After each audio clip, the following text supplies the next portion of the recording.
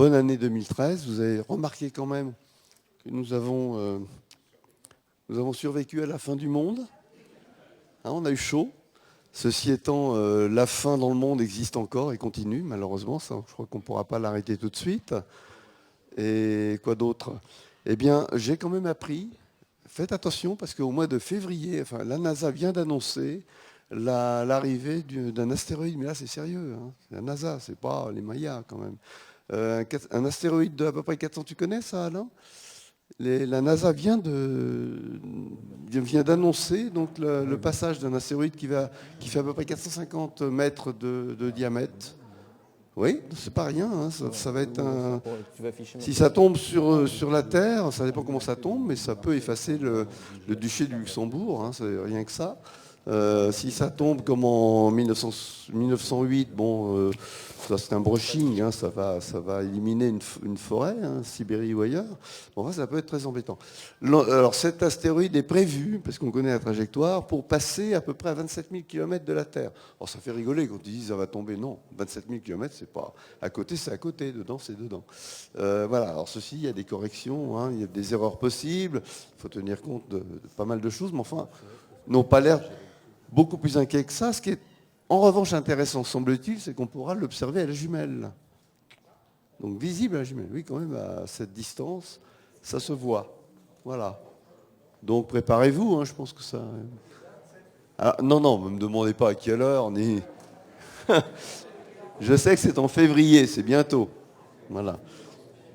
Pour bientôt. Bon, vous savez que les astéroïdes sont en permanence surveillés. Et d'ailleurs, il paraît que pour celle-ci, celui-ci, puisque c'est un astéroïde, il aurait été détecté par un astronome amateur. Ce n'est pas les surveillances systématiques des professionnels, et en particulier de la NASA.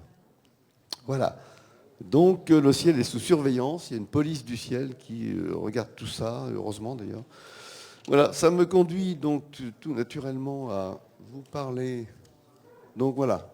Donc, vous voyez, quand même la vie est difficile maintenant. On est au courant de tout. Donc le moindre astéroïde qui passe, ça y est, on alerte, sans compter les codex, les mayas et toutes ces choses-là, de sorte que le ciel est convoqué un petit peu n'importe quand, n'importe comment. Mais nous avons quand même des gens sérieux qui en parlent.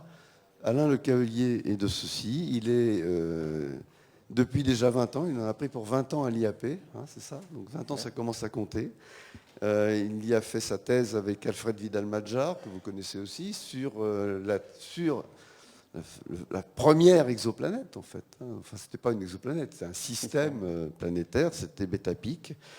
Et on m'a dit pour la petite histoire que c'était le premier intervenant à avoir été filmé en 2004 par nos collègues ici du CERIMES. Donc, vraiment, c'était bien. Et c'était une conférence sur les évaporations des exoplanètes. Voilà, il y a une obsession chez Alain, les exoplanètes, évaporation, transit, etc. Mais exoplanètes. Donc, après sa thèse, tu ne m'as pas dit quand, mais ça doit faire moins de 20 ans quand même. Un peu moins. Voilà. Départ en Inde, voyage en Inde pendant 1 an.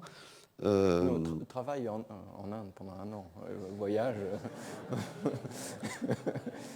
En radioastronomie, dans l'espoir, donc si j'ai bien compris, de détecter des exoplanètes en radioastronomie, c'est n'importe quoi, parce que je ne crois pas que vous en ayez trouvé une comme ça, mais bon. Ensuite, déçu, il revient d'Inde. Enfin, je dis déçu, c'est peut-être pas vrai, mais tu pourras corriger. Pour aller à Baltimore. Baltimore auprès de la NASA.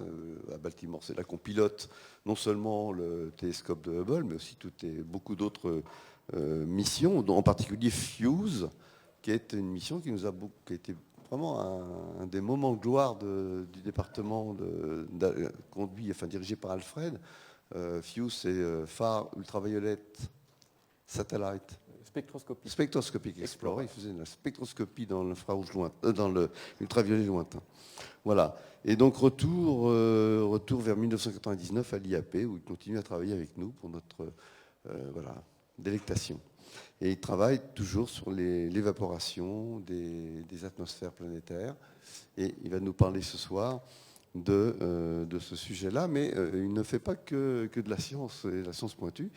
Il s'est intéressé aussi à la diffusion des connaissances, en particulier ce livre que je vous recommande, voilà, qui est tout à fait extraordinaire, parce qu'il est fait en collaboration avec un dessinateur Alors, rien que les dessins sont déjà remarquables, ils se marient très bien avec le texte. Le livre s'appelle « Le ciel et les étoiles sans complexe ». Et si je me souviens bien, il a obtenu un prix, le prix du livre du Festival d'astronomie de Haute-Maurienne. C'est ça, il y a Exactement. 2 ou 3 ans. Il y a 2 ans et demi. Voilà. Bon, et ben maintenant, je vais passer la parole à Alain. Merci. Ah non, j'ai pas fini. Il me manquait quelque chose, c'était de vous montrer ma carte de vœux. Bonne année. Merci.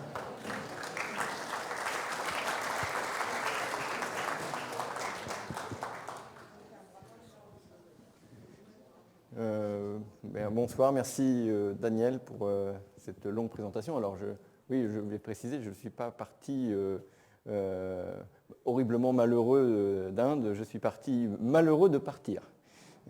Parce que finalement c'était un séjour, alors pas pour voyager, mais pour participer au développement d'un radiotélescope qui donc fait des observations en radio, dans les longueurs d'onde radio, en radioastronomie. Et je participe à des projets qui cherchent à détecter les émissions radio des exoplanètes. Je ne vais pas en parler aujourd'hui. J'espère que nous aurons bientôt des détections positives en radioastronomie. On a déjà des signes de petites choses intéressantes. C'est encore marginal, c'est vrai que c'est difficile, mais peut-être que dans quelques années, j'aurai l'occasion de venir vous reparler des détections des exoplanètes en ondes radio. Ce ne sera pas le cas aujourd'hui. Aujourd'hui, j'ai accepté le défi de vous parler des exoplanètes et d'essayer d'en faire une sorte de survol, de revue de ce sujet qui n'existe que depuis une vingtaine d'années. Daniel a rappelé que j'ai commencé ma thèse il y a un petit peu moins de 20 ans, disons une vingtaine d'années de cela. Quand j'ai commencé ma thèse, il n'y avait aucune exoplanète de connue. Donc c'était un sujet inexistant dans l'astronomie contemporaine. 20 ans plus tard, les choses ont complètement changé, à tel point que, vous voyez, on peut même en faire un sujet de conférence, et à tel point surtout que je ne pourrais absolument pas tout vous dire ce que l'on sait sur ces objets en peut-être une heure de conférence. Il a fallu que je fasse des choix. Et j'ai donc choisi de survoler quelques questions qui me semblaient intéressantes, mais ce ne sera pas un exposé exhaustif de ce que l'on connaît sur ces exoplanètes. Exoplanètes ou planètes extrasolaires. Alors je vais sans doute utiliser les deux termes. Initialement, il y a peut-être une vingtaine d'années, je préférais plutôt planète extrasolaire. Je trouve que ça désignait mieux l'objet, donc de planètes, des planètes, comme celle du système solaire, extrasolaire, en dehors du système solaire. Mais souvent, on utilise le terme exoplanète, qui est une sorte de raccourci de planète extrasolaire. Et finalement, avec le temps, je m'y suis habitué et je l'utilise sans doute assez souvent. Alors, pour commencer, je me suis dit qu'il faut partir du connu. Et le connu, vous le savez sans doute tous ici, ce sont les planètes du système solaire. Finalement, ce que je montrais il y a une vingtaine d'années quand je parlais de ce sujet, les seules planètes que l'on connaissait à l'époque. Et vous voyez, même le dessin, cette figure date avant 2006, quand on a enfin réalisé que Pluton n'était pas une planète comme les autres, c'est un objet un peu différent. Mais bon, vous voyez les planètes du système solaire, telles que vous les connaissez sans doute ici. Je tiens à les montrer parce que c'est vraiment important de réaliser ce à partir de quoi nous partons et quelle est la connaissance que nous avons de ces planètes avant d'aller explorer ces mondes. Et vous allez voir, c'est peut-être la chose que j'aimerais que vous reteniez de cet exposé, vous allez voir l'extrême diversité des exoplanètes. Ces planètes, elles tournent autour du Soleil. Et j'ai fait cette petite animation pour vous montrer, de façon un peu dynamique, de voir comment elles se déplacent autour du Soleil. Alors elles se déplacent sur des ellipses, quasiment des cercles. Et vous avez donc tout près du Soleil, Mercure, Vénus, la Terre, sur la petite orbite bleue, là, vous voyez, qui fait le tour du Soleil en 1 an, comme vous le savez bien, 1 an. Mars, un peu plus loin, Jupiter, la plus grosse planète du système solaire, qui va nous servir de référence quand on va mesurer les masses des exoplanètes. On va dire qu'elle fait tant de fois la masse de Jupiter, parce que c'est la planète la plus massive et la planète qui domine en masse le système solaire. Donc Jupiter qui fait le tour du Soleil en 12 ans. Finalement, c'est même la plus proche des planètes géantes du système solaire, qui fait le tour en 12 ans. Saturne, non, c'est Jupiter ici, 12 ans. Saturne en 30 ans, Neptune, Uranus. Et quand il y a 20 ans, on parlait de rechercher des exoplanètes, c'est exactement ce que l'on cherchait à trouver. On pensait trouver des planètes comme la Terre qui tournent en quelques années ou quelques mois, et puis des planètes géantes qui tournent en une dizaine d'années ou plusieurs dizaines d'années. Ces planètes du système solaire, on peut dire qu'il y a vraiment deux catégories extrêmement distinctes. Il y a les planètes telluriques, planètes solides, comme la Terre. D'ailleurs, vous le savez, si je ne m'enfonce pas, c'est parce que nous sommes sur une planète solide. Et donc, vous voyez ici Mercure, Vénus, la Terre, Mars. La Terre et Vénus sont deux planètes assez semblables en taille, des compositions atmosphériques assez différentes, mais en taille, en masse, c'est des planètes assez semblables. Et ce sont les plus grosses des planètes telluriques. Donc, la Terre, c'est quand même une belle planète tellurique. Et l'autre catégorie, les planètes géantes gazeuses, avec Jupiter, Saturne, avec ses anneaux, Uranus, Neptune, c'est extrêmement différent. Il s'agit de planètes géantes gazeuses, pas de sol solide, et la plus grosse ici, Jupiter, fait 318 fois la masse de la Terre, Saturne 100 fois la masse de la Terre, et même les plus petites, Uranus et Neptune, font 14 et 17 fois la masse de la Terre. Si je vous donne ces chiffres, ce n'est pas pour qu'on les retienne. Quand j'étais en 4e, je croyais qu'il fallait, pour devenir astronome, il fallait absolument connaître tous ces chiffres par cœur et les distances et les périodes. Et donc j'avais appris le tableau qu'on m'avait donné en 4e par cœur en me disant si un jour je veux devenir astronome, il faut absolument que je connaisse ce tableau. Depuis, j'ai réalisé que c'était une hérésie. Ce n'est pas important de connaître les distances, les tailles, etc. Ce qui est important, c'est de comprendre l'idée que l'on peut tirer de ces nombres. Et l'idée que je veux que vous reteniez ici, c'est que les plus petites font 14 et 17 fois, donc une bonne dizaine, presque une vingtaine de fois la masse de la Terre. Ce sont les plus petites. Et les plus grosses des planètes telluriques fait une fois la masse de la Terre. Il y a vraiment un vide entre ces deux catégories. Ce n'est pas un continuum de petites, moyennes, plus grosses, moins grosses, de plus en plus grosses, jusqu'aux géantes. Il y a vraiment deux catégories extrêmement différentes de planètes dans le système solaire. Les petites planètes solides rocheuses, qui tournent en quelques mois ou quelques années autour du Soleil, et des planètes géantes gazeuses, massives, qui tournent en une dizaine d'années ou plusieurs dizaines d'années autour du Soleil. Et toutes ces planètes, elles tournent autour du Soleil, et le Soleil, c'est ni plus ni moins une étoile ordinaire comme celle qui peuple le ciel. Et si on réalise combien le Soleil est ordinaire, est une étoile ordinaire dans la galaxie, quand on lève les yeux au ciel et qu'on voit cette image, on se dit, mais y a-t-il des planètes, y a-t-il d'autres mondes autour de ces étoiles? C'est une question donc, qui était posée depuis plusieurs centaines d'années et auxquelles on n'avait pas de réponse jusqu'au milieu des années 90. Aujourd'hui, 20 ans plus tard, véritable révolution, on est passé donc de 8 planètes autour d'une seule étoile, le Soleil, connue, 8 planètes connues. 20 ans plus tard, on peut dire il pleut des planètes, pour reprendre le titre d'un livre d'Alfred Vidal-Madjar. On connaît aujourd'hui, à l'heure d'aujourd'hui, les chiffres sont d'aujourd'hui. Il faut les changer sans cesse d'ailleurs parce que la vitesse des découvertes est vertigineuse. On connaît aujourd'hui 854 planètes. Alors le chiffre à nouveau n'est pas important, parce qu'il faut savoir que c'est près de 1000 planètes.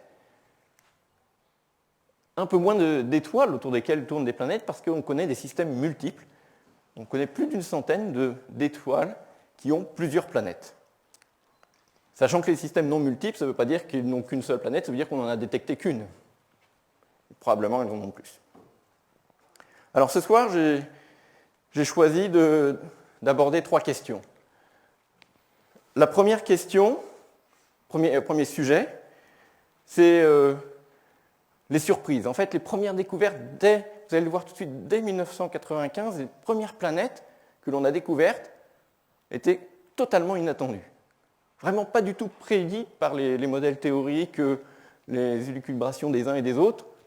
On avait été vraiment très imaginatifs, mais la nature l'a été beaucoup plus que nous. Vous allez voir combien on a de planètes extrêmement surprenantes par rapport au schéma qu'on avait en regardant le système solaire. Alors évidemment, dans cette recherche aussi, il y a un peu une quête de soi-même et on aimerait bien trouver une planète qui ressemble à la Terre.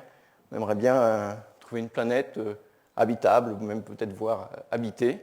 Et on va aborder cette question. On ne connaît pas aujourd'hui de planète que l'on pourrait qualifier de sœurs jumelles de la Terre, qui ressembleraient en tout point à la Terre, mais on connaît des planètes qui y ressemblent assez. Alors je les ai qualifiées de cousines de la Terre, pas des sœurs jumelles, mais plutôt des cousines.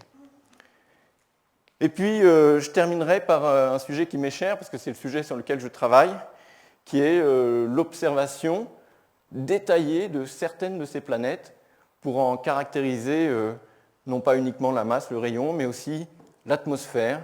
C'est de voir de quoi elles sont composées, quelle est la température qui y règne, etc. Donc vous allez voir que pour quelques objets, non seulement on est capable de détecter ces objets, mais en plus on est capable de les caractériser avec une foultitude de détails qui sont même extrêmement surprenants. Si il y a simplement 10 ans, on connaissait une petite dizaine d'exoplanètes, j'avais dit oh, on est capable de mesurer ça, ça et ça, probablement que nombreux de mes collègues m'auraient dit ça ne va pas, on ne va pas mesurer tout ça. Enfin, réalise combien ces planètes, on sait à peine qu'elles existent, alors mesurer tout ça. Eh bien si, en faisant preuve d'astuces, vous allez voir quelques-unes de ces astuces, on est capable de faire des mesures extrêmement précises sur des éléments de détail de quelques-unes de ces planètes. Alors maintenant, on va commencer par l'histoire par le début. Le début, c'est la recherche des exoplanètes. Comment on les a détectées? On dit souvent que les premières exoplanètes ont été découvertes en 1995. Je pense que c'est plus juste de rappeler que les premières exoplanètes ont été découvertes en 1992 autour d'un objet qui est un pulsar, donc qui n'est pas une étoile ordinaire.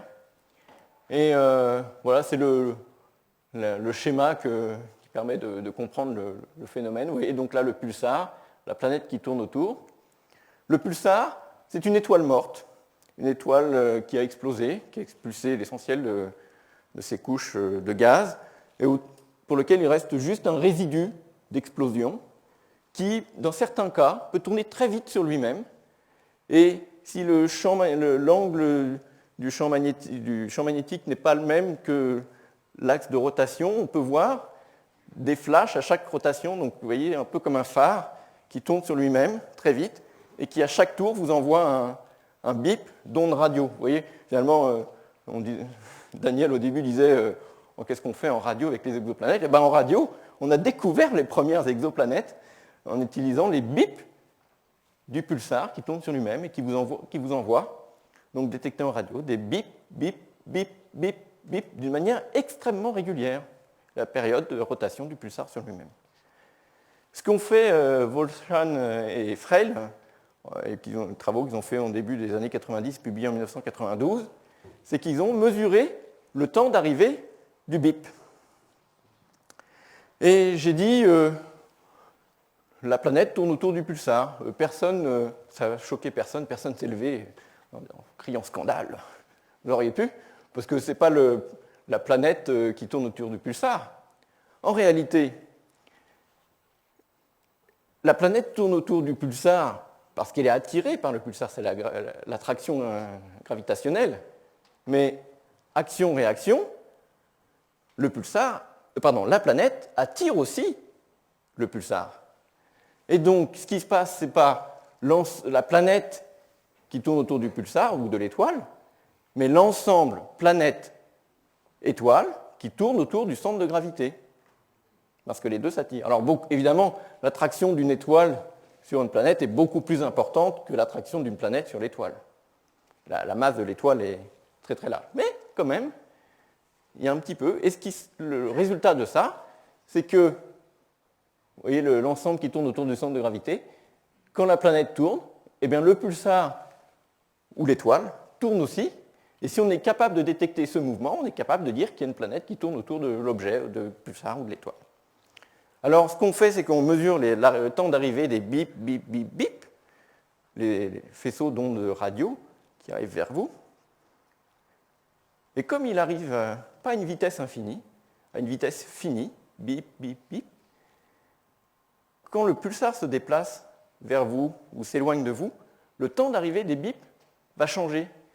Si je m'approche de vous, je vais vous envoyer des bips avec ma main. Vous allez voir, ça va être tout de suite. Je vais vous envoyer 3 bips avec ma main.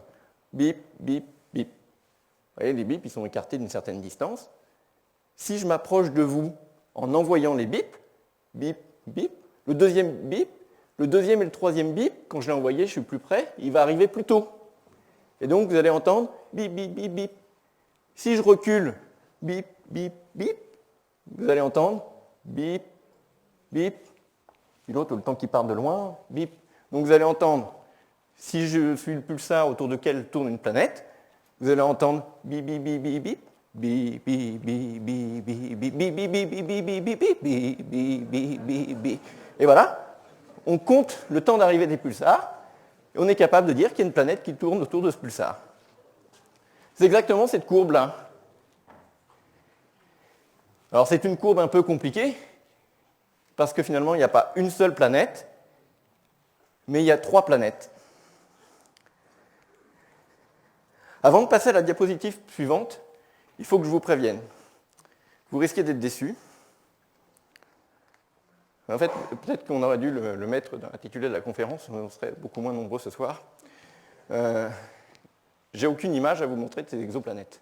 C'est terrible de faire une conférence sur les exoplanètes, sur un sujet aussi intéressant de l'astronomie, et parler d'un sujet sans avoir des images pour l'illustrer. En astronomie, où on a tellement de si belles images, ça devrait... je pense que ça n'attirerait pas beaucoup les fous. Donc, je dois vous prévenir, malheureusement, je n'ai absolument aucune image de ces exoplanètes à vous montrer ce soir, pour la simple raison que c'est trop difficile. Ces planètes, elles sont très très proches de leur étoile, leur lumière est noyée dans la lumière de l'étoile, et nous sommes aujourd'hui incapables de faire une image d'une étoile. Je vois un monsieur qui fait... Oui, c'est vrai, il y a quelques cas très très particuliers. Et il y en a un cas que je connais très bien, puisqu'il tourne autour de Beta Pictoris, justement, mon étoile favorite. Donc, à part quelques exceptions, on voit un petit point brillant, vraiment, pas plus que ça. Nous ne sommes pas capables, donc à part un petit point brillant, pour 3 cas, vous voyez, nous ne sommes pas capables de faire des images. Donc je n'ai pas d'image à vous montrer ce soir. Alors, on se débrouille comme ça. On peut vous représenter des schémas avec la taille apparente des planètes. Et voilà donc comment on pourrait représenter ce système des 3 planètes détectées autour du pulsar PSR B1257 plus 12. Les 3 planètes A, B, C. Et sur ce schéma, la distance à l'objet est donnée à l'échelle de la distance dans le système solaire. Et la taille de l'objet représente la masse de la planète. Parce que vous l'avez bien compris, c'est la masse qui déplace le pulsar qu'on a pu mesurer. Donc on ne connaît que la masse. Et vous voyez que ces planètes qui ont été découvertes pour la planète B et C sont un peu plus grosses que Vénus, un peu plus massives, que Vénus et la Terre. Et la planète A est à peu près 2 fois la masse de la Lune, donc beaucoup plus petite. Donc voilà, 3 petites planètes, probablement solides, si on compare aux planètes du système solaire, mais pas d'image pour le confirmer. Ceci dit, évidemment, si on fait un peu preuve d'imagination et qu'on fait appel à des artistes, par exemple comme Philippe Coudray, qui a illustré le livre dont Daniel vous a parlé, on peut demander aux artistes, représentez-nous ce monde tel que nous l'imaginons. Et voilà donc une vue d'artiste, ce n'est pas une photographie, une vue d'artiste d'une de ces planètes qui tourne autour d'un pulsar. Et voilà donc on imagine une planète solide, puisqu'elle est petite, avec probablement des montagnes, avec le pulsar dans le ciel, et si le pulsar envoie des flots de particules ionisantes et qu'il y a une petite atmosphère, un champ magnétique, des choses comme ça, les spécialistes de la photographie des aurores polaires seront gâtés et ils pourront voir de magnifiques aurores polaires sur ces exoplanètes. Je vois déjà qu'ils sont prêts à acheter leur billet pour y aller. Voilà comment on peut imaginer ces planètes découvertes, donc il y a, vous voyez, publié en 1992, plus de 20 ans maintenant, autour du pulsar PSR 1257 plus 12. Mais ça, c'est un pulsar, c'est une planète résidu de l'explosion d'une étoile, ce n'est pas une étoile ordinaire comme le Soleil. Donc ça ne nous satisfait pas complètement, ça ne répond pas à notre question qu'on se posait tout à l'heure en voyant le ciel étoilé, mais est-ce que ces étoiles ont des planètes? Pour répondre à cette question, on a utilisé une technique qui est finalement assez proche de la technique des bip-bip-bip du pulsar. C'est la technique qu'on appelle de vitesse radiale, c'est-à-dire qu'on mesure la vitesse de l'étoile. Et comme pour le pulsar, quand la planète tourne autour de l'étoile, en fait, c'est l'ensemble qui tourne autour du centre de gravité. Et si on est capable de mesurer la vitesse de cette étoile et de voir que cette vitesse change en fonction du temps, eh ben, on est capable de détecter la rotation de la planète autour de cette étoile, enfin l'orbite de cette mouvement orbital de cette planète autour de l'étoile. Et c'est ce qui a été fait par Michel Mayor et Didier Queloz à l'Observatoire de Haute-Provence, dans le sud de la France. Et les résultats qu'ils ont publiés en 1995. Et c'est cette courbe-là qu'on revoit ici. Donc, autour de l'étoile 51 PEG, donc la planète s'appelle 51 PEG B. Et si on découvrait une deuxième planète, on l'appellerait 51 PEG C, etc. Et voilà donc la vitesse mesurée en fonction du temps, et qui a permis de détecter pour la première fois une planète en orbite autour d'une étoile de type solaire.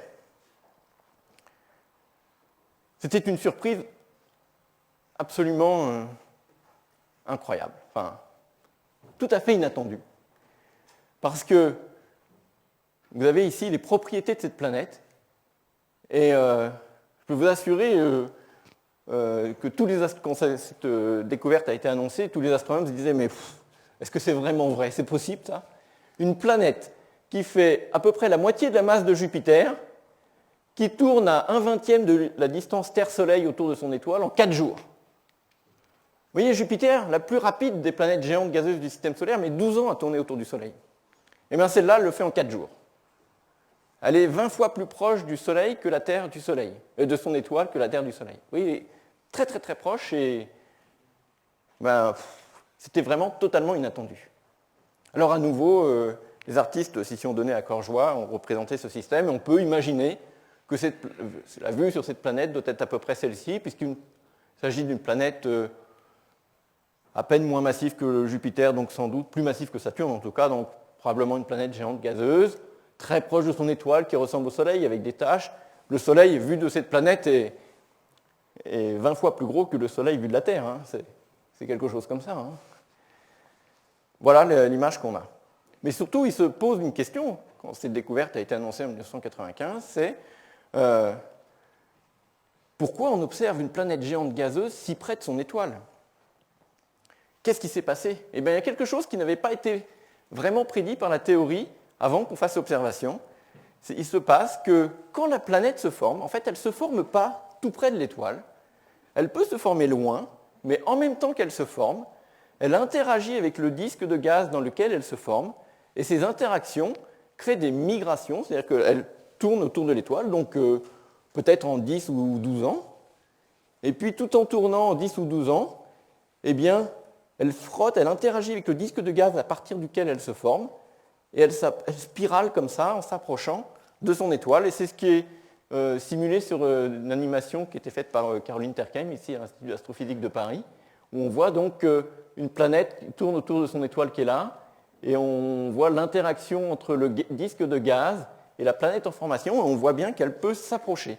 Donc ce n'était pas prédit, mais aujourd'hui on comprend globalement les mécanismes qui font qu'une planète géante gazeuse peut s'approcher de son étoile. Maintenant, on admet qu'il existe des planètes, ce qu'on appelle des Jupiters chaudes, des planètes géantes gazeuses, comme Jupiter, chaudes parce que très proches de leur étoile. Une autre question se pose, elle s'est posée dès le milieu des années 90, mais si elle est si près que ça, est-ce qu'elle ne va pas s'évaporer? Est-ce qu'elle ne va pas chauffer puis perdre tout son gaz? C'est pas évident. Alors, il y a eu des controverses les premiers mois, puis finalement, on dit oh non, probablement que ça ne doit pas trop se produire. Mais pour en être sûr, il faut observer, c'est ce que nous avons fait ici à l'Institut d'astrophysique de Paris. Nous avons utilisé le télescope spatial Hubble et nous avons pointé une de ces étoiles autour duquel tourne un Jupiter chaud qui tourne en 3 jours et demi autour de son étoile et qui donc est extrêmement proche. Et le résultat de cette observation, il est résumé dans cette diapositive, une image vue d'artiste à nouveau, hein, ce n'est pas ce qu'on a vu avec le télescope Hubble, c'est Osiris s'évapore. Voilà, c'est un peu comme ça qu'on a intitulé c'est la découverte. Osiris parce que la planète s'appelle HD 209 458b. Et comme je ne veux pas avoir à vous interroger à la sortie pour savoir si vous avez bien retenu le nom de la planète dont je vais vous parler jusqu'à la fin. Hein. Ma dernière diapositive sera sur cette planète. Pour ne pas avoir à vous interroger, on a donné un petit nom, Osiris. Et donc, Osiris, elle s'évapore, elle perd du gaz. Et pour le déterminer, ce qu'on a fait, c'est qu'on a observé cette planète parce qu'elle passe devant son étoile. On l'a observée dans l'ultraviolet avec le télescope spatial Hubble, et là, à nouveau, c'est une animation. Et quand la planète est passée devant l'étoile, dans l'ultraviolet, on a vu, en quelque sorte, un énorme nuage de gaz qui a caché 15% de la surface de l'étoile. C'est-à-dire que ce nuage de gaz qui est autour de la planète est suffisamment grand pour plus de 10% de la surface de l'étoile, donc c'est vraiment un énorme nuage, du gaz, et c'est la preuve que ce gaz s'échappe de la planète et qu'il y a donc une forme d'évaporation de l'exoplanète. Alors ce n'est pas évident de savoir si c'est beaucoup de gaz ou juste un tout petit peu, parce que dans l'ultraviolet, on est très sensible à des toutes petites quantités de gaz, et il se pourrait que ce soit juste un petit filet et qu'on soit capable de le détecter. Alors pour vraiment quantifier ce phénomène, on a développé des simulations numériques comme celles que je vous montre ici.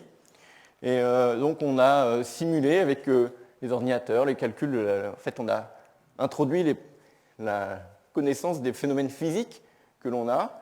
Et on a essayé finalement on met tous les ingrédients de la physique, la loi de la gravité, la pression de radiation, l'ionisation, etc. On mélange tout ça dans l'ordinateur en quelque sorte, un peu comme un cuisinier qui prend son truc et qui mélange tout ça, et voit le résultat, et on compare à l'observation, et si on obtient le même résultat, on dit voilà, on pense qu'on comprend ce qui se passe. Et c'est exactement ce qui est montré ici. Donc on a simulé une planète qui perd du gaz, représentée en bleu clair ici, et quand elle passe devant l'étoile, regardez ce qui se passe là, c'est le calcul du spectre d'absorption, combien il y a d'absorption au moment où la planète passe devant. En fait, c'est vraiment ça que vous regardiez. Donc si je n'arrive pas à l'arrêter, vous le regardez le plus vite possible. Ah non, j'ai pas réussi. Bon, c'est pas grave. Mon entraînement n'était pas suffisant avant de venir.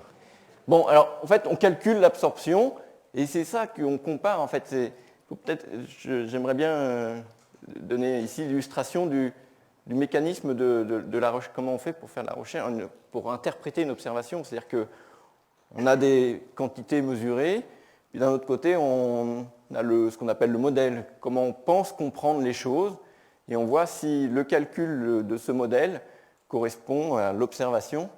Et c'est juste la comparaison des deux, quand elles sont suffisamment concordantes, qu'on conclut que probablement le modèle est juste. Et, quand on dit ça, on dit oh, c'est source d'erreur, hein, parce qu'il suffit qu'il y ait quelques hypothèses qui ne marchent pas bien dans le modèle, et tout est. Eh bien oui, ça arrive souvent en fait. C'est pour ça que quand on dit c'est calculé par ordinateur, c'est juste moyennement les bonnes hypothèses du modèle. Hein. Mais bon, on espère qu'on a bien compris. Et à partir de ces calculs, on peut conclure que de cette planète s'échappe environ 10 puissance 10 grammes par seconde, c'est-à-dire 10 000 tonnes de gaz toutes les secondes. Ça peut vous paraître énorme, mais finalement pour une grosse planète comme ça, c'est peu. Toute la vie de l'étoile, c'est 1% de la masse. Si vous faites une cure d'amaigrissement et que vous revenez avec 1% de moins de votre masse, ce n'est pas une cure très, très efficace. Voilà, c'est pareil. Donc ce n'est pas un mécanisme. L'évaporation n'est pas un phénomène qui provoque réellement le changement de la nature de la planète, pour cette planète-là. Ça, on a fait ces travaux au début de la décennie passée. On a continué ces observations sur d'autres objets, et pour une de ces planètes que l'on a observées en 2010 et 2011, 2 fois de suite, enfin, 17 mois d'intervalle exactement, eh ben, on a pu voir les premiers signes de ce qu'on pourrait appeler la météorologie des exoplanètes, c'est-à-dire la détection de variations dans l'atmosphère d'une planète en fonction du temps. C'est ça la météorologie, enfin, l'habitude de qualifier la météorologie, c'est les conditions physiques de l'atmosphère de la Terre qui changent. Et bien, pour une planète extrasolaire, on a pu observer à 2 dates différentes que l'échappement variait en fonction du temps, et à 2 dates différentes, il était différent. Et on a fait cette observation en même temps dans les rayons X, et on a vu pour le deuxième cas que ce qu'on appelle un flare, une éruption en rayons X de l'étoile autour de laquelle cette planète tourne. Et on pense qu'il y a un lien entre les deux, et le lien c'est que si vous avez une éruption en rayon X, une éruption stellaire, ça provoque un apport d'énergie extrêmement intense sur l'atmosphère de la planète et qui booste l'échappement de l'évaporation de cette planète. Alors il y a une petite animation qui résume un peu ce que je viens de vous dire. Vous voyez donc la planète qui s'évapore très peu, très lentement, puis tout d'un coup vous allez voir, il y a une éruption qui ressemble un peu aux éruptions qu'on voit sur la surface du Soleil. Et tout d'un coup, on a vu une augmentation de l'échappement qui se voit par un grand nuage de gaz qui cache la surface de l'étoile. On a fait aussi des simulations numériques pour interpréter nos observations, et c'est résumé dans cette simulation animée. Vous voyez, donc là, ça s'évapore peu, pouf, un rayon s'échappe beaucoup, et quand ça passe devant, on peut comprendre ce qu'on a vu en termes d'absorption de l'étoile quand la planète passe devant, en perdant énormément de son gaz. Là, c'est pour vous résumer un peu les dernières découvertes concernant l'échappement et la détection des phénomènes météorologiques ou de météorologie de l'espace, on appelle ça aussi, pour l'interaction entre l'étoile et la planète, ce qui a lieu pour le Soleil et la Terre d'ailleurs.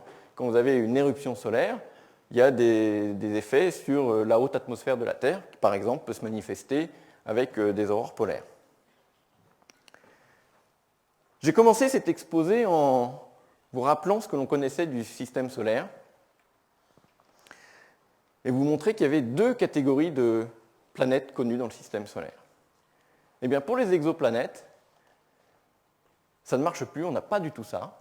Et surtout, on a découvert un nombre assez important de planètes qui ne sont dans aucune de ces 2 catégories, qui sont, je dis, entre 2 et 10 fois la masse de la Terre. C'est pour prendre des nombres, mais pour dire moins massifs que les plus petites des planètes géantes et plus massifs que les plus grosses des planètes terrestres dans le système solaire. Eh bien, si vous avez une planète entre 2 et 10 masses terrestres, vous vous dites, cette planète, c'est quoi? C'est pas évident. Il y a plusieurs possibilités. La première, une vue d'artiste. Première possibilité, c'est qu'il s'agit d'un mini-Neptune, une petite planète géante gazeuse. Mais ce n'est pas la seule possibilité. L'autre possibilité, c'est que c'est une grosse Terre, une super Terre, comme on dit, comme pour les Superman et les super-héros et je ne sais pas quoi, super Terre. Donc une grosse planète solide. Pas évident, ça peut être l'un ou l'autre. Et puis, les astronomes ont quand même un peu d'imagination, ils se sont dit, c'est peut-être pas la seule possibilité. Il y a 2 autres possibilités qui nous viennent à l'esprit. La première, c'est ce qu'on appelle les planètes océans. Ce sont des planètes constituées essentiellement d'eau, et pour lesquelles donc, vous avez 50% d'eau, des océans de plusieurs centaines de kilomètres, et on a de bonnes raisons de penser que ce type de planète doit exister dans la nature. C'est finalement des planètes qui se forment loin et qui migrent. Et se forment loin, donc il y a beaucoup de glace, ça accumule la glace, d'eau, ça s'approche, ça forme des énormes océans. Ce qui ne peut pas être possible dans le système solaire, parce qu'il n'y a pas eu de migration, comme on a vu les migrations qui formaient les Jupiters chauds. Et il y a un dernier type de planète auquel nous avons pensé, ici en particulier à l'Institut d'astrophysique de Paris, c'est les planètes que j'ai qualifiées chtoniennes, en fait les résidus d'évaporation. Vous avez vu tout de suite les planètes qui s'évaporent, qui perdent juste quelques pourcents de leur masse, mais c'est parce qu'elles tournent en 3 ou 4 jours. Mais si vous avez une planète qui est encore plus près, qui tourne en 1 jour autour de son étoile, et bien là, elle va perdre une très très grande fraction, l'essentiel de son gaz. Il va rester plus que le petit cœur rocheux au centre qui fait typiquement une dizaine de masses terrestres, entre 5 et 10 masses terrestres. Donc il est possible qu'il y ait des planètes qui soient des résidus. Et c'est une prédiction, et je crois que cette prédiction, finalement, est en train de se confirmer avec la détection de planètes comme par exemple Corot 7b, une planète qui a été découverte par un satellite franco-européen, Corot. Et cette planète est à peine plus grosse que la Terre. Elle tourne en 20 heures autour de son étoile, moins d'1 jour. Un peu plus grosse que la Terre, solide, on a pu mesurer sa densité. Et donc, je crois qu'elle correspond exactement à l'archétype d'une planète résidu d'évaporation, d'une ancienne planète géante gazeuse qui aurait migré, qui se serait approchée trop près de son étoile. Alors, on a plein de vues d'artistes de ces planètes Corot 7b. Voilà une autre vue d'artiste où on imagine qu'il y a une phase très chaude et une phase très froide, parce que cette planète est probablement synchronisée, elle montre toujours la même face à son étoile, comme la Lune montre toujours la même face à la Terre. Et donc il doit y avoir une phase très très chaude et une phase probablement moins chaude. La température exacte n'est pas connue, mais dépend de comment la chaleur se diffuse à l'intérieur de la planète.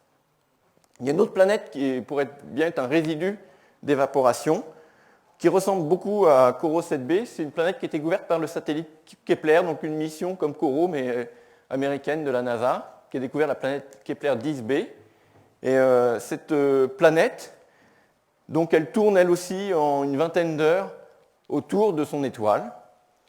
Elle fait quelques fois le rayon de la Terre et quelques fois la masse de la Terre, une densité aux alentours de 5 ou 6. Et voilà donc une autre vue d'artiste où on imagine une phase chaude et une phase beaucoup plus froide. On connaît la densité, donc on pense que les matériaux sont des matériaux typiques des roches. Et donc si ce sont des roches chauffées par l'étoile, on peut imaginer leur texture, leur nature. Ça ressemble probablement à quelque chose comme des roches volcaniques, des magmas. Et voilà les Américains qui sont très forts en réalisation de films pour nous faire imaginer ce qu'on peut voir là-bas. Et donc, la NASA nous a gratifié d'un survol de la planète Kepler 10b. Vous voyez donc cette planète avec ces roches volcaniques fondues par l'étoile très proche, planète qui est probablement le résidu de l'évaporation d'un ancien Jupiter chaud. Ça, c'est pour les planètes très, très denses, planètes rocheuses. Mais il y a d'autres planètes, entre 2 et 10 masses terrestres, entre 2 et 15 masses terrestres, qui sont beaucoup moins denses. Et par exemple, il y a la planète GJ1214b, qui a une densité de 1,8. Donc là, ce n'est pas une planète constituée essentiellement de silicates et de choses comme ça. Et là, ça pourrait bien être une planète océan. Une planète océan dont la structure serait un noyau et un énorme océan de plusieurs centaines de kilomètres, voilà, et plus grosse que la Terre. Voilà le schéma des planètes océans qui ont été imaginées par les gens de Nantes et d'Orsay, autour d'Alain Léger et de Sautin. Il y a un autre type de planète qui a été imaginé, c'est les planètes carbone. Il faut savoir que dans le système solaire, les planètes rocheuses, la physique est dominée par le silicium et l'oxygène. Donc on a une planète riche en silicates. Voilà une planète comme la Terre. Mais dans certains nuages interstellaires, etc., les rapports d'oxygène et de carbone sont différents. Et il y a plus de carbone que d'oxygène. Et dans ce cas-là, la planète qui va se former ne sera pas dominée par le silicium, mais par le carbone. Et on a donc calculé la structure d'une planète pour laquelle il y aurait plus de carbone que d'oxygène, qui est totalement différente de la structure d'une planète silicatée comme la Terre. Et voilà la structure qui a été imaginée. Et on a donc fait des vues d'artistes. Alors vous avez finalement une planète charbon, une grosse boule de charbon, mais plus intéressant, c'est que à l'intérieur, la densité est très élevée, etc. Et les gens ont imaginé qu'il y avait même énormément de diamants, donc on a appelé ça aussi les planètes diamants, ce qui fait tout de suite rêver. Ce qui a fait rêver mon épouse également, mais je lui ai dit non, ne t'affole pas, malheureusement on ne va pas pouvoir y aller de sitôt. Donc il y a une ou deux planètes pour lesquelles on imagine que, identifiées aujourd'hui, comme par exemple autour de 55 Cancri, peut-être que cette planète est une planète dominée par le carbone, une planète carbone ou une planète diamant pour les plus optimistes. Voilà une autre vue d'une planète diamant. Et je vous ai parlé de Kepler très rapidement. En fait, c'est un satellite de la NASA qui observe plusieurs centaines de milliers d'étoiles en permanence, toujours dans la même direction, et qui mesure la luminosité de ces centaines de milliers d'étoiles en permanence, et qui voit donc quand une planète passe devant son étoile. Parce que ça fait une petite occultation. Et bien, cette mission a découvert plusieurs dizaines de planètes, et j'ai choisi de vous en montrer 3 systèmes qui me semblent extrêmement intéressants. Le premier, c'est le système autour de Kepler 11, donc le 11e système autour duquel Kepler a découvert des planètes. Alors, voilà, à nouveau un petit film réalisé par la NASA pour... Vous voyez, ce qu'on voit, c'est une planète, une étoile, qui clignote, parce que les planètes passent devant. Et on a chaque clignotement, et le signe d'une planète qui passe devant, et on mesure la période. Et voilà les 6 planètes qui ont été découvertes autour de cette étoile, donc Kepler 11. Et ces 6 planètes sont extrêmement surprenantes parce qu'elles sont toutes serrées, dans une orbite très proche les unes des autres, pas largement espacées comme dans le système solaire, vraiment les unes derrière les autres, et toutes dans le même plan. D'ailleurs, il faut qu'elles soient dans le même plan pour pouvoir passer devant l'étoile vue de la Terre en permanence. Donc un système très plat, très condensé, et voilà une vue synthétique de ce système. Voilà le système solaire avec l'orbite de Mercure, l'orbite de Vénus, pour donner l'échelle de grandeur, et le système de Kepler 11. Vous voyez, donc entre l'orbite de Vénus et à l'intérieur de l'orbite de Vénus, vous avez 6 planètes qui tournent quasiment dans le même plan. Alors quand on détecte une planète avec Kepler, ce que l'on mesure, c'est combien la lumière baisse quand la planète passe devant, donc on mesure sa taille. On n'a pas sa masse, on n'a que la taille.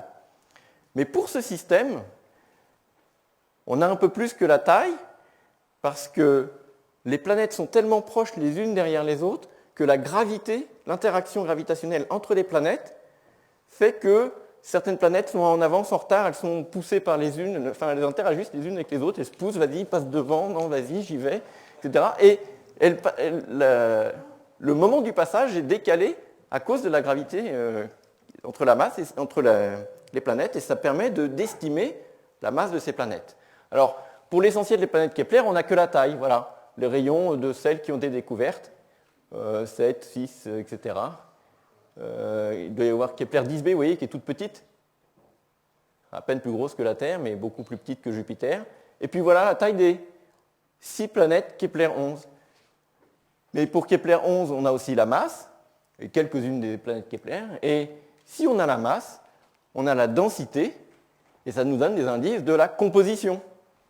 Voilà ici sur ce diagramme, sur l'axe des X, la masse, sur l'axe des Y, le rayon, puis là des courbes de densité en fonction de la composition. Voilà pour la densité de la Terre ici, une planète doit se trouver sur cette courbe-là.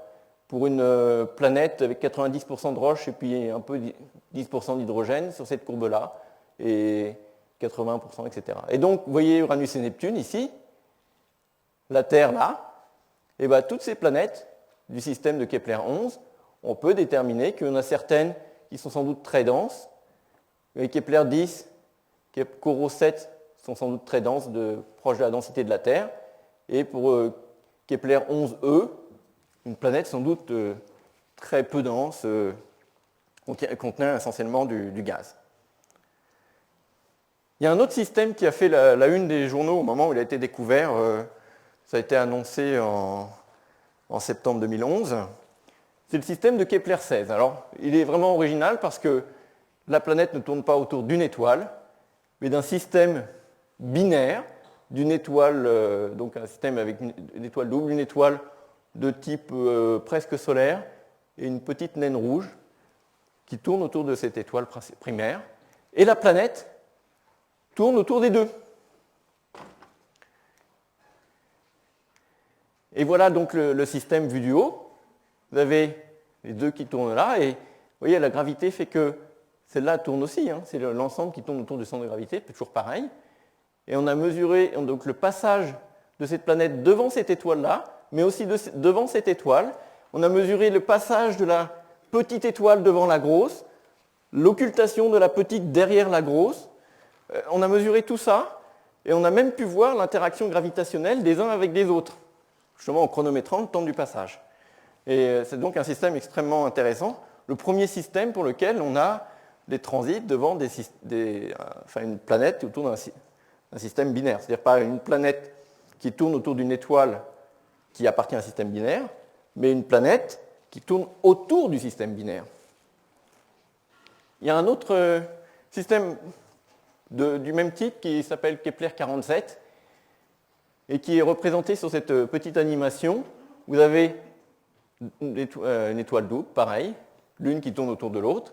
Mais cette fois-ci, vous n'avez pas une planète, mais deux qui tournent autour de l'étoile binaire. La première est une planète qui est un peu plus petite que Neptune.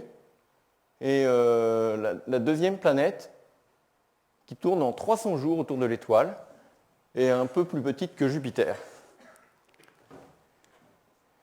Ce qui est intéressant dans ce système, c'est que la deuxième planète, Kepler-47c, c'est la deuxième, C, le A étant sous-entendu l'étoile, donc la Kepler-47b, la première, qui tourne là, en 50 jours, Kepler-47c, qui tourne en 300 jours, eh bien en 300 jours, elle est suffisamment loin pour être dans ce que l'on appelle la zone habitable.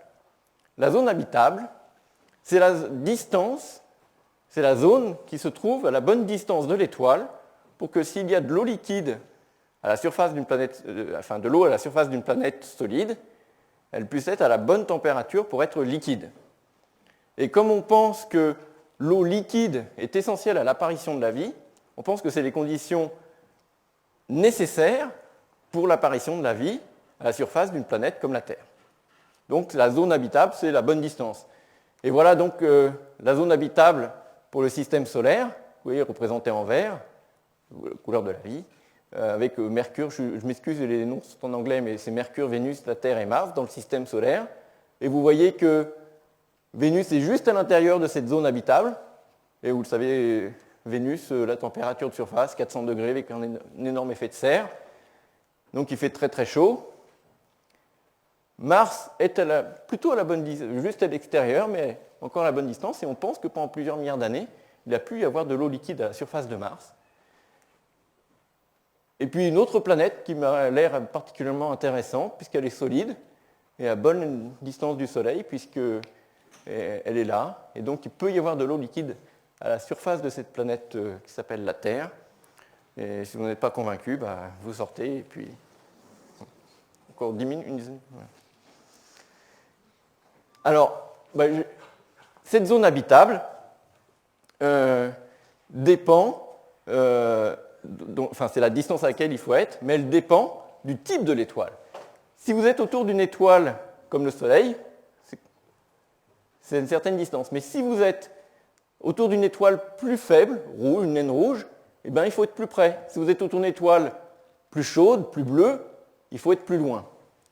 Et ça, c'est extrêmement important, en particulier dans le cas du système GJ 581. Et là, je vais vous présenter une planète qui me semble être une bonne cousine de la Terre. GJ 581c et GJ 581d.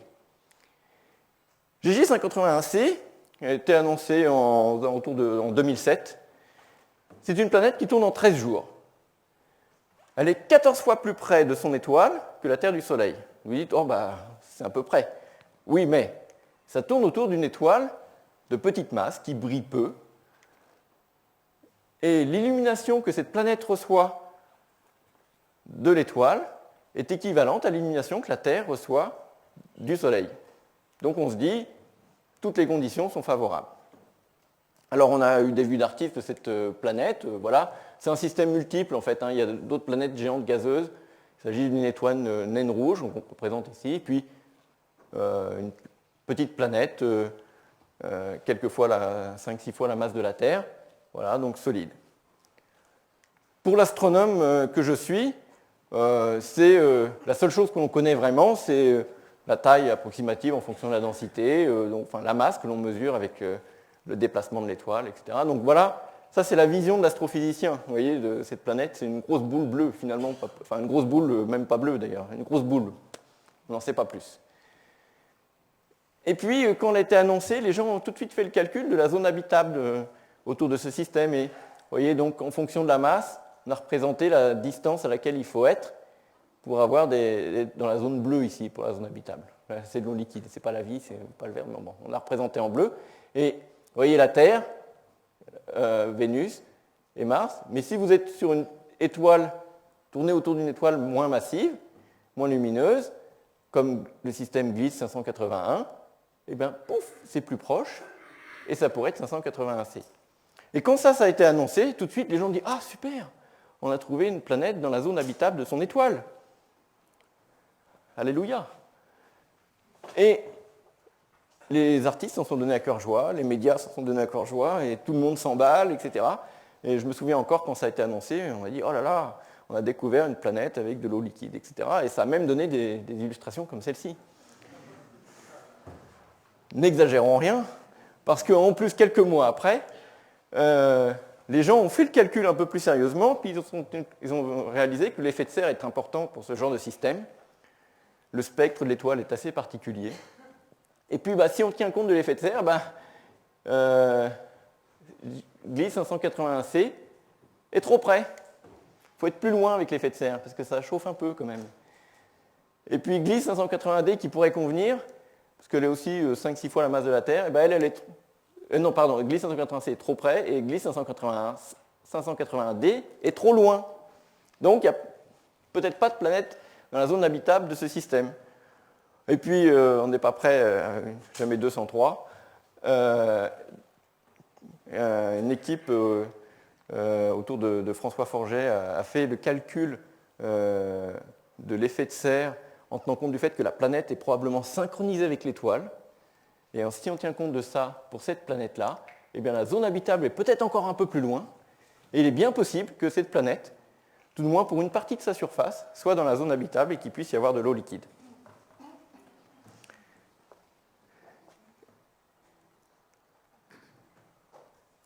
Puisque il me reste peu de temps, je vais vous parler rapidement d'un système dont vous avez entendu parler il y a quelques semaines, qui est le système autour de Alpha Centauri B. Alors, Alpha Centauri, vous voyez, c'est l'étoile qui est là. C'est une étoile très brillante, visible dans l'hémisphère sud. Une étoile, le système stellaire le plus proche de la Terre. Et donc, c'est une détection qui a été faite avec un télescope de l'ESO, donc au Chili. D'ailleurs, avec ce télescope.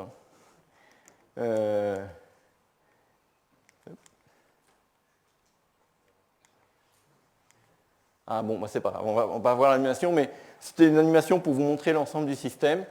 Et donc, c'est un système multiple qui contient Alpha Centauri A, Alpha Centauri B, l'étoile la plus proche du Soleil, Proxima Centauri, qui est une toute petite étoile, magnitude 11, même pas visible à l'œil nu, à quelques degrés dans le ciel de ce système binaire Alpha Centauri A et B. Et autour de cette étoile, donc le système stellaire le plus proche de la Terre, on a découvert une planète à peu près une fois la masse de la Terre, alors qui tourne très très proche de son étoile. C'est sans doute une planète un peu comme les planètes résidus qu'on a vues tout à l'heure, très chaude, mais un système extrêmement intéressant parce qu'on sait que quand il y a des petites planètes très proches de l'étoile, souvent, quand on continue les mesures, on détecte des planètes un peu plus loin. Et donc, on imagine qu'autour de cette étoile, il doit y avoir des petites planètes plus loin et peut-être même dans la zone habitable. En tout cas, c'est un système que l'on continue de suivre. La découverte a été annoncée il y a quelques semaines. Et donc, on continue de le suivre en espérant détecter dans les mois qui viennent, dans les années qui viennent, des planètes plus loin, peut-être dans la zone habitable. Alors, je vous ai promis aussi de parler de l'atmosphère des exoplanètes, puisque c'est le sujet sur lequel je travaille. Je vous ai dit au début, on utilise des astuces pour observer les atmosphères de ces exoplanètes. En fait, on utilise l'observation de la planète quand elle passe devant ou derrière l'étoile. Quand elle passe derrière, on observe en infrarouge, parce qu'en infrarouge, l'étoile est moins brillante, et la planète, si elle est proche de l'étoile, elle est chauffée, elle est plus brillante. Vous savez, les objets chauds rayonnent en infrarouge. Et donc, là, c'est le contraste en visible. En infrarouge, l'étoile est moins brillante, la planète plus brillante, le contraste est plus faible, et on observe les systèmes non pas vus du dessus, mais les systèmes vus par la tranche, quand la planète transite devant l'étoile. Et en fait, on ne l'observe pas quand elle transite devant, mais quand elle passe derrière.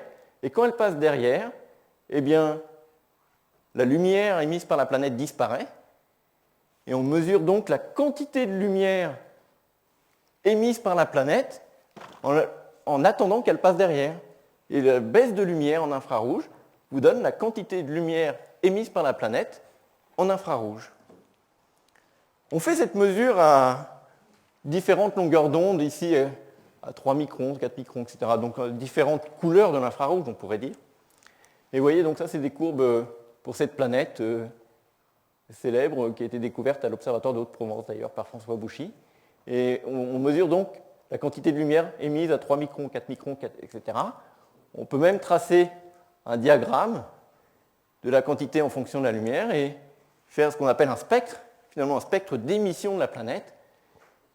Et on peut, en ajustant ces mesures, vous voyez, avec les courbes vertes, bleues, rouges, comme je l'expliquais tout à l'heure, en comparant un modèle avec l'observation, on peut dire, tiens, est-ce qu'on comprend ou on ne comprend pas? Et on pense qu'on détecte ici la molécule d'eau et la molécule de CO.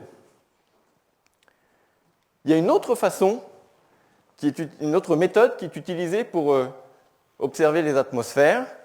Ce n'est pas quand la planète passe derrière, mais c'est quand la planète passe devant. Et quand la planète passe devant, une partie de la lumière de l'étoile traverse les couches atmosphériques, une très fine couche atmosphérique de la planète. Et donc si on analyse la lumière de l'étoile quand elle passe devant, on peut espérer détecter des signatures de l'atmosphère de cette planète. C'est une méthode que vous connaissez déjà.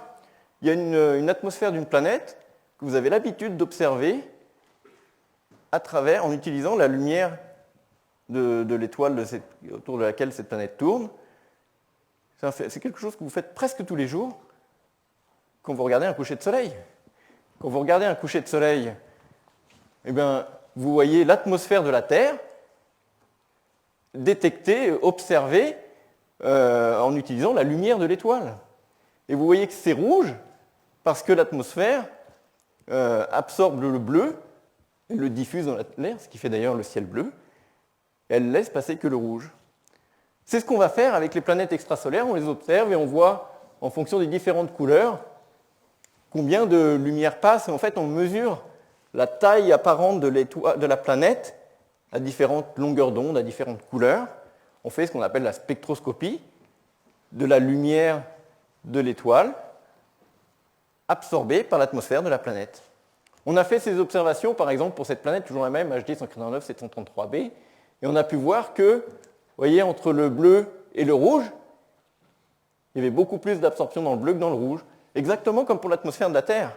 D'ailleurs, c'est la diffusion Rayleigh, c'est le même mécanisme physique, et ça nous a permis de déterminer la température. 1300 Kelvin, 1300, donc ça fait à peu près 1000 degrés Celsius. Alors on a dit, tiens, c'est une autre planète bleue, donc c'est une planète géante gazeuse, mais probablement d'apparence bleue, avec des reflets bleus sur cette vue. Et on a même imaginé un lever de soleil vu de cette planète. Voilà, regardez le soleil qui se lève. C'est rouge, évidemment. Quand il est très haut dans le ciel, c'est beaucoup plus blanc, et la planète, vue de loin, doit être bleutée, puisque c'est la lumière diffusée par la diffusion Rayleigh à l'intérieur de cette atmosphère.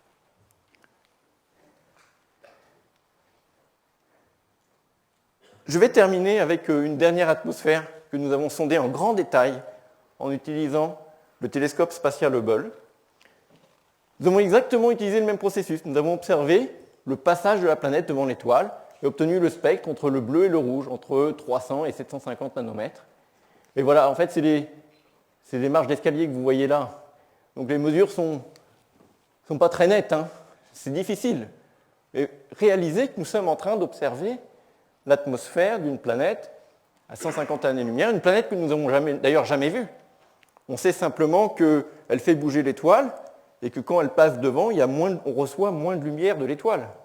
Donc on n'a pas vraiment vu la planète elle-même, mais on a vu la signature de son atmosphère dans la lumière de l'étoile que nous analysons, et c'est ce qu'on voit ici, en fonction de la longueur d'onde. Et en fait, on voit dans ce genre de spectre énormément de choses. Par exemple, ici, on est capable de dire que c'est la diffusion Rayleigh par la molécule d'hydrogène. Ça nous donne la température, 2000 degrés. Ici, dans le jaune, c'est le sodium. C'est le même jaune que les lampes du carrefour d'Enfer-Rochereau.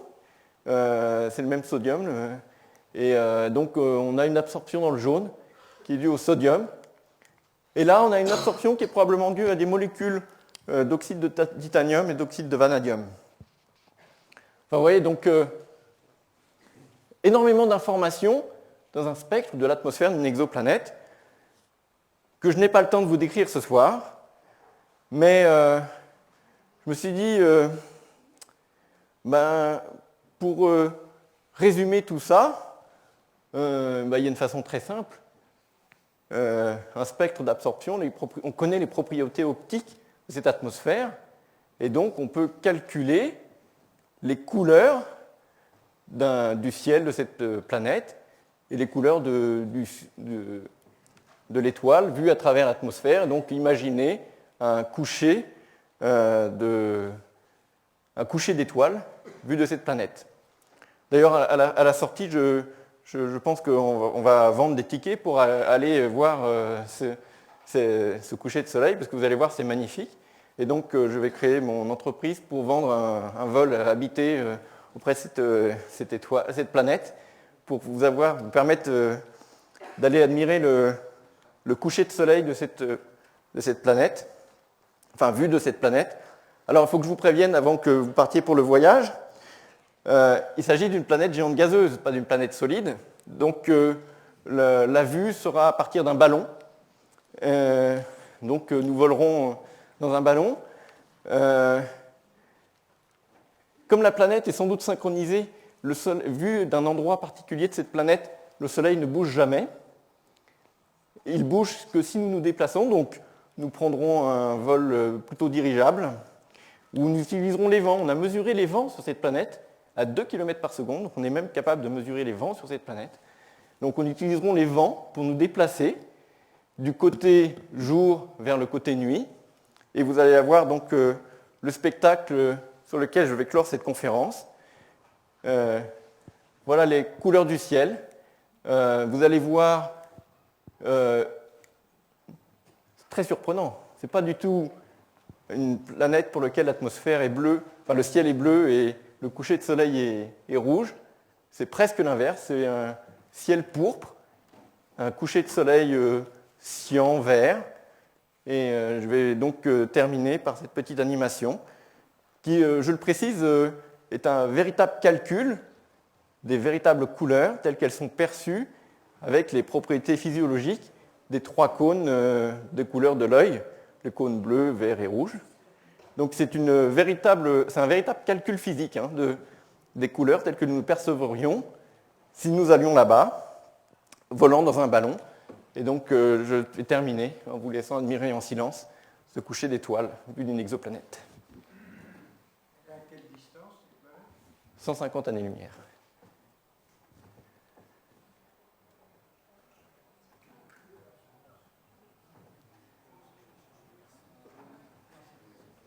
Bonne nuit.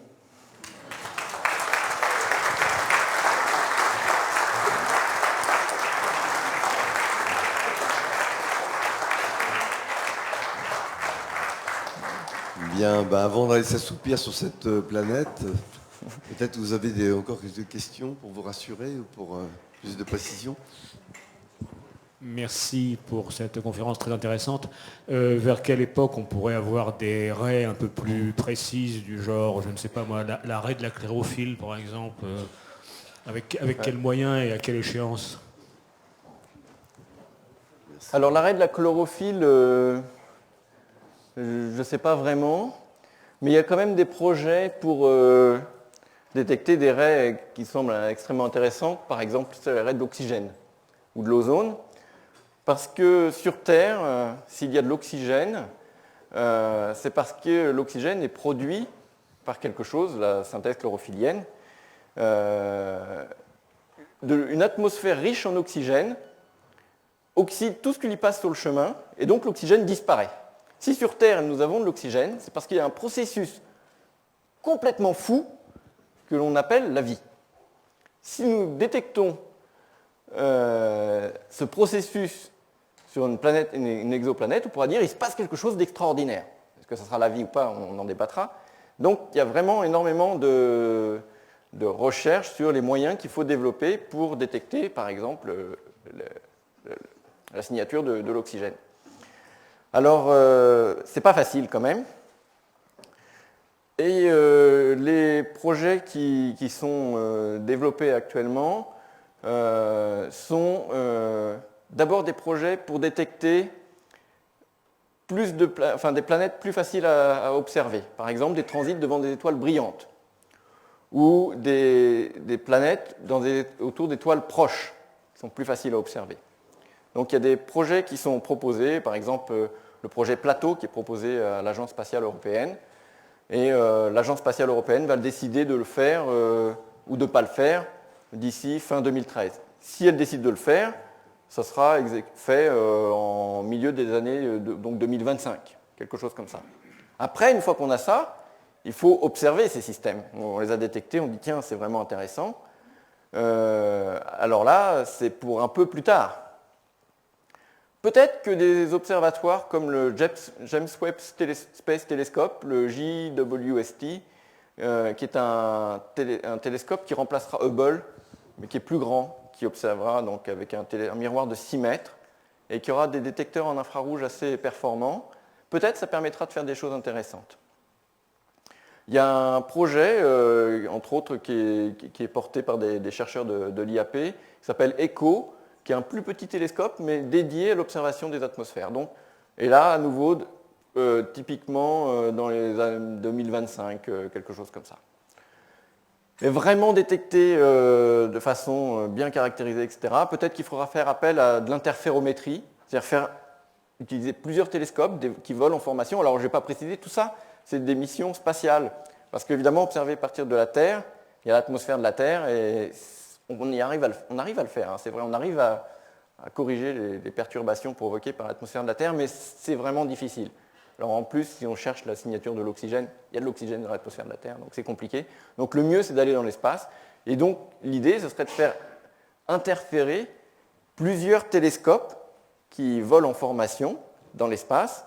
Et alors là, c'est des projets pour encore plus tard, les années 2030-2040. Voilà ce que l'on peut anticiper pour les quelques dizaines d'années qui viennent. Ceci dit, ça peut vous sembler loin, 2030-2040, mais c'est pas si loin que ça. Et je crois que quand on parle de rechercher la vie, on a l'impression qu'on parle de science-fiction. On se dit, oh là, bon, on fait de la vraie science, pas de la science-fiction. Rechercher la vie, c'est bon pour les ovnis, les gens un peu farfelus, etc. Non. Aujourd'hui, il y a vraiment des gens qui travaillent sur le développement de l'instrumentation, des techniques d'observation qu'il faut pour détecter des signatures de la vie dans ces exoplanètes. Et c'est pour, avec James Webb Telescope, c'est la fin de la décennie. Donc peut-être dans 10 ans, on aura des signatures de choses extrêmement intéressantes. Et vivantes. Et peut-être vivantes. Les extraterrestres dans la salle doivent bien rigoler, à mon avis. Bon, il y en a sûrement. On ne le sait pas. Ouais. Et l'alcool signature de l'alcool, oui, je ne sais pas. Ouais. Je sais pas. Mais je ne suis pas amateur d'alcool. Donc. Il y en a dans le milieu interstellaire. Oui, c'est ça. Ouais, voilà. Mais alors, trace d'alcool. Ouais. Ça ne signifie pas la vie pour autant. J'avais une petite question à poser. concernant l'imagerie, bon, tu n'as pas montré, mais il y a effectivement quelques images. À quelle distance se situe le pulsar autour duquel on a trouvé? Il est loin, c'est un millier de parsecs ou quelque chose comme ça. Oui, donc c'est loin. parce que, a priori, ce serait un endroit idéal pour faire de l'imagerie, parce qu'on n'est pas gêné par l'étoile. Oui, mais il faut de l'émission de la planète. Et dans le cas du pulsar, si la planète n'est pas chauffée ou n'a pas de lumière à réfléchir, il n'y a pas beaucoup d'émissions de la planète qui permettent de faire une image. Oui, donc j'ai choisi de ne pas vous montrer les quelques images, c'est vrai, d'exoplanètes que l'on dispose, c'est-à-dire des points brillants comme ça, par exemple, autour de Beta Pictoris. Enfin, je pourrais même en parler pendant toute la conférence, hein, donc il faut faire des choix. En fait, ce sont quelques points brillants, et il faut savoir aussi que pour les deux systèmes pour lesquels c'est vraiment identifié et confirmé, établi, oui. Betapic et puis HR8799, et bien pour ces deux systèmes, on peut voir les planètes parce qu'elles sont jeunes. Elles sont encore chaudes et elles émettent encore de l'infrarouge. Pour une planète comme la Terre ou même Jupiter autour du Soleil, on n'est pas capable aujourd'hui de faire une image, une image dans le sens voir un point brillant. On peut le faire que dans les cas des systèmes très jeunes.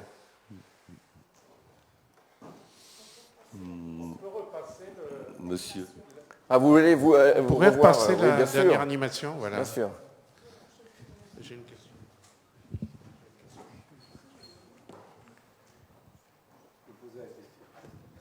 Et une question, pourquoi il n'y a pas eu dans le système solaire de migration Jupiter? Ce n'est pas une Jupiter chaud. Oui, c'est une question qui nous taraude encore un peu.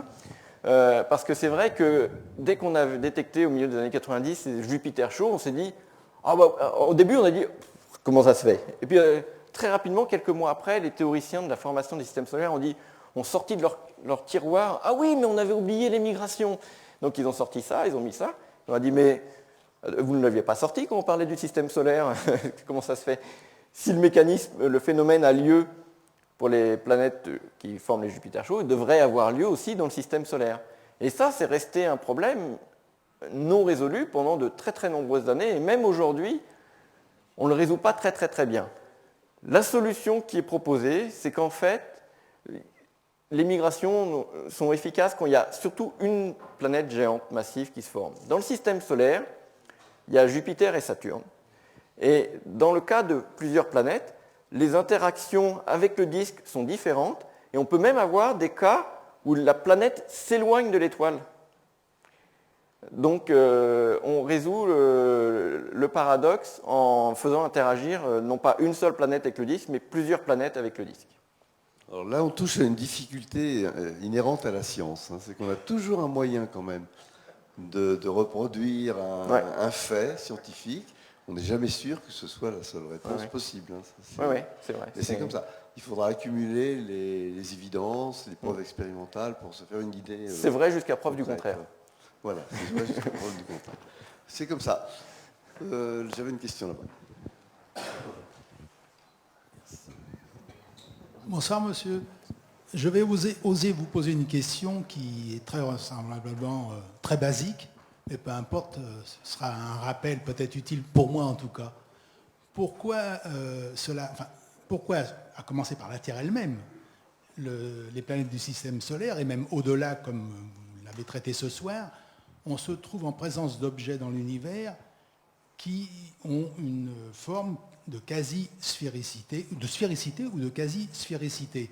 Alors, devant une telle permanence, d'après moi-même, dans le temps et dans l'espace, c'est que ça n'est pas aléatoire, c'est qu'il y a des lois. Ces lois sont peut-être évidentes et fondamentales, bien qu'il y ait des exceptions, puisque je crois savoir que les astéroïdes, par exemple, ont des formes qui sont dues, elles, aux lois de aléatoires.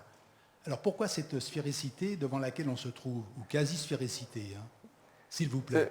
Oui, merci. Ne vous excusez pas, c'est vraiment une excellente question.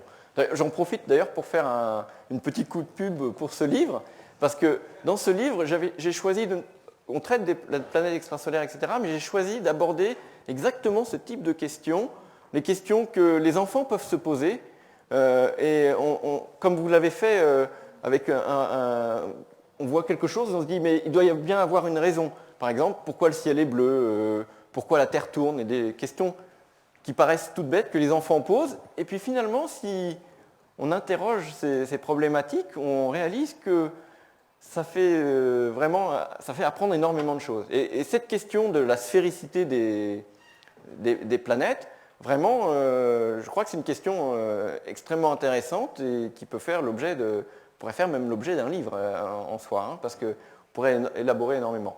Mais pour résumer, je ne vais pas vous faire le contenu d'un livre pour répondre à votre question. Pour résumer, une planète est une sphère parce que c'est la structure la plus stable quand on a quelque chose qui est malléable.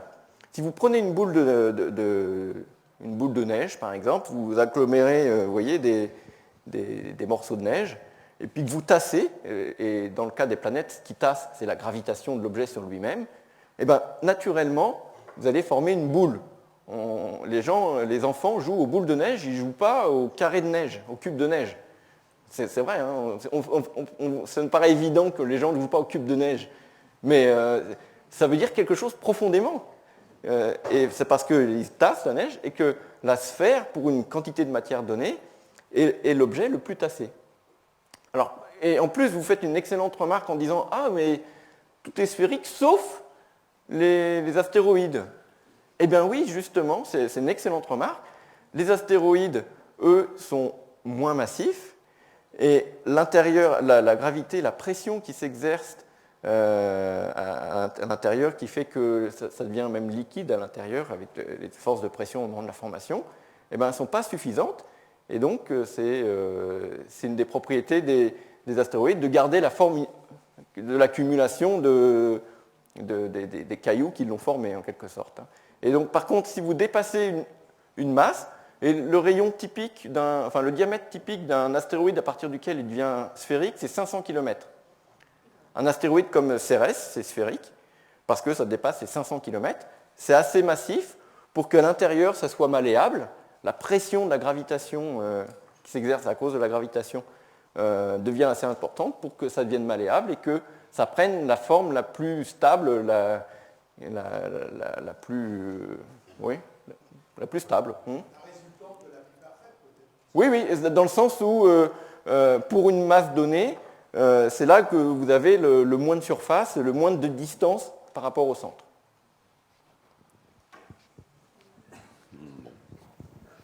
Et après, il y aura une autre question, mais je ne vais pas donner la réponse. Dans l'univers, il y a deux types d'objets. Et ça sera une interrogation pour tous ceux qui partiront en réfléchissant. Il y a deux types d'objets dans l'univers. Il y a les objets sphériques et les objets plats. Les objets sphériques, comme les planètes, les étoiles, les galaxies elliptiques ou naines, ou les grosses galaxies comme ça.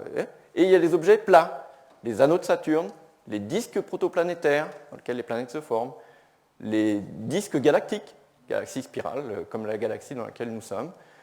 Donc il y a vraiment deux familles d'objets, et donc le sujet de l'interrogation, c'est pourquoi ces deux familles d'objets. Mais je ne donnerai pas la réponse.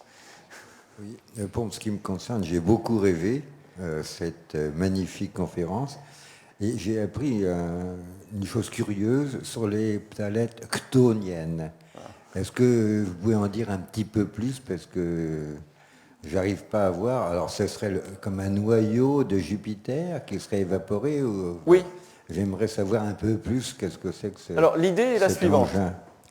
Pour former une planète géante gazeuse, la première chose qu'il faut former, le fœtus d'une planète géante gazeuse, c'est une planète solide qui fait environ une dizaine de fois la masse de la Terre. Parce que le gaz ne peut s'agglomérer par gravité que s'il y a quelque chose qui le tient. Un nuage de gaz tout seul, sauf s'il fait une certaine masse de Jeans, etc. Mais la masse de Jupiter, vous prenez un nuage de gaz de la masse de Jupiter, ça ne forme pas Jupiter. Pour former Jupiter, il faut d'abord un noyau, dans le sens même presque... ça forme le cœur. D'ailleurs, on dit des fois aussi le cœur. Forme le cœur qui est solide. Et il faut qu'il atteigne une masse critique suffisante pour attirer tout le gaz qui est autour. Donc toutes les planètes géantes gazeuses, on imagine dans ce mécanisme de formation, doivent avoir un cœur de matériaux solides, des métaux, des roches, etc., qui fait une dizaine de fois la masse de la Terre. Et maintenant, si on approche cette planète géante gazeuse de l'étoile, ce qui va s'échapper, c'est le gaz, et il va rester le résidu, qui sera donc une dizaine de fois la masse de la Terre, contiendra essentiellement des métaux, peut-être de l'eau, mais des matériaux qui ne sont pas de l'hydrogène et de l'hélium.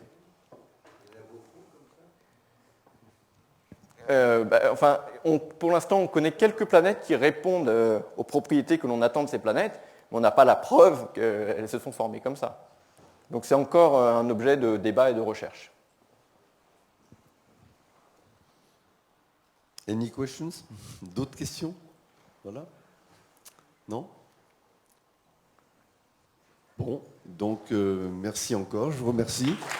Et merci Alain. Donc,